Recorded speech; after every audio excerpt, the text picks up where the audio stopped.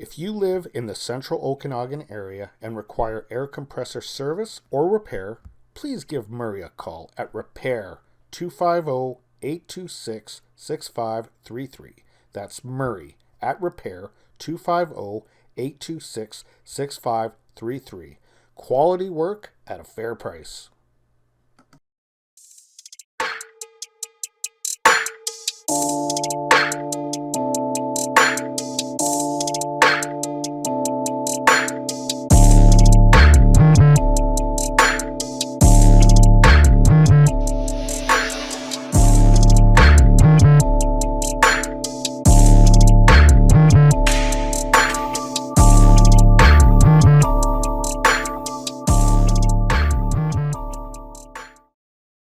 Hello everybody and welcome back to my channel. My name is Gene Edwards. You're watching Lubed and this is my game review for the Edmonton Oilers at the Minnesota Wild for April the 12th, 2022. Before I get into this game, let's just give a couple shout outs to one Ryan Nugent-Hopkins, who's celebrating his 29th birthday tonight, and to one Leon Draisaitl, who broke a record previously held by none other than Wayne Gretzky and Ryan Smith, scoring his 21st power play goal of the year. Way to go. I got the good stuff out of the way. Now let's get into the negative stuff. What a horrible game this was. I'm just going to cut dry. Horrible defensive game. Oilers made so many mistakes tonight. And also, Duncan Keith, to me, I think, led up the most mistakes. He looked worse. And I'm not even joking when I say this. I'm not trying to... I like to tell it like it is. He looked beyond amateur tonight. I've seen Philip Broberg on his first game play a better effort than what he did today.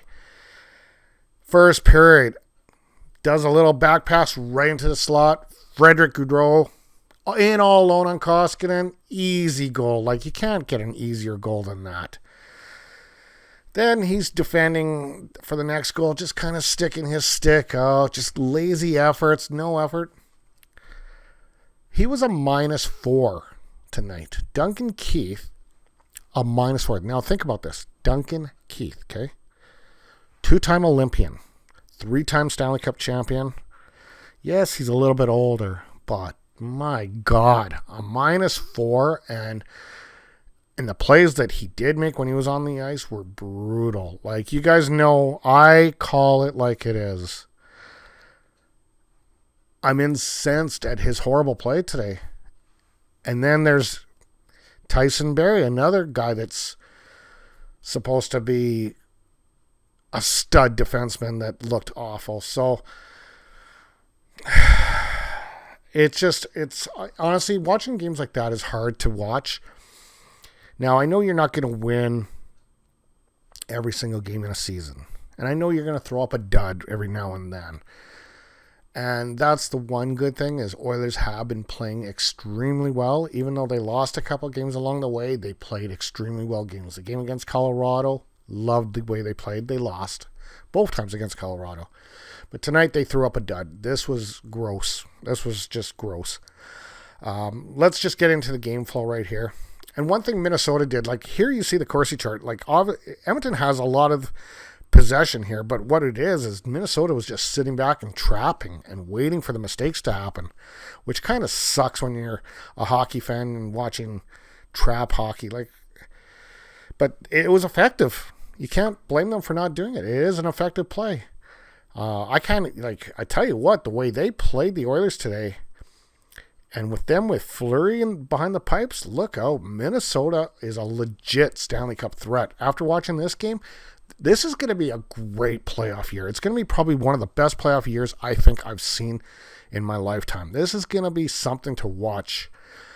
And even if the Oilers get eliminated, I may still do videos on other games. I'm still undecided about that. But I think with this year being such a unique year for, it's a toss-up. Everyone from 1 through 8 in both conferences are legit contenders. The way Oilers played tonight, I question that a little bit, but no, even Edmonton's a legit contender. So let's get into the scoring summary. It was Frederick Gaudreau getting an absolute beauty of a pass from one Duncan Keith, wrong jersey color, but beautiful pass, unassisted. This was his 11th of the year at 5:37. And then Kevin Fiala, this guy seems to always hurt the Edmonton Oilers. Last game when I did the video on the Minnesota Wild, the last time they played, I think it was in the Rogers Place in Edmonton, Kevin Fiala was dominating that game too. Anyway, he scores in the second period at 3:01. This is his 25th. And then at 9:40, his 26th. And he likes to score in pairs when he plays the Oilers too, because I think last time he scored 2 in a row. Ryan Hartman makes it 4-0 at this point, and again -4 for Duncan Keith at this point. Luckily, Duncan Keith wasn't on the ice for the Ryan Hartman second goal of the night, so Fiala scores twice, Hartman scores twice, and then Leon Draisaitl, like I say, getting the record breaker 51st goal, 21st power play goal of the year. This is the first time the Edmonton Oilers played in the XL Energy Center in 2.5 years because of the whole COVID thing. And I'll tell you right now, I do not think they want to come back anytime soon. Let's take a look at some of the stats here. Stats actually were pretty even. Oilers outshot them 28-23. Hits were 12-9 for Minnesota. The face-offs, they were dead even at 50%. However, power play goals, Minnesota managed to squeak one through, and the Oilers didn't. Both had 18 penalty minutes. I mean, it was pretty even in that regard as far as the statistical point goes. But like I say, when you go back to that Corsi chart is really exploding on who had the puck possession the most. And Edmonton had the puck possession the most, but they were just letting them have the puck possession and waiting for the mistakes to happen. And they fed right into Minnesota's trap every single time in this game. Okay, let's take a look at the new and updated standings. There is a lot of games on tonight that are going to be of significance, so this is definitely going to change by the time the night is over. But the Edmonton Oilers are sitting at 90. Los Angeles are sitting at 86, so still a 4-point lead on the Kings. Golden Knights are sitting at 84, and let's see where they stand conference-wise. I want to see what is going on conference-wise here between. This is one to really watch for is what the Golden Knights are going to do here. So Golden Knights, okay.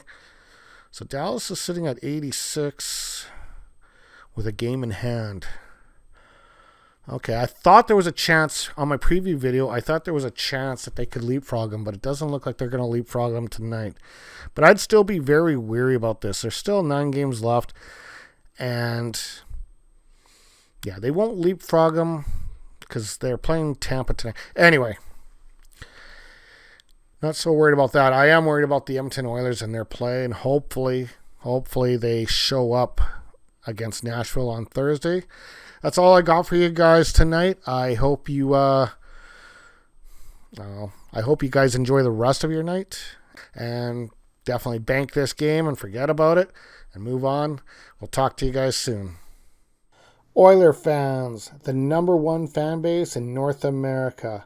If you guys like the content that Sammy and I bring you, please feel free to like, share, and subscribe, and leave messages in the comment section below. We will talk to you soon. Have a great night.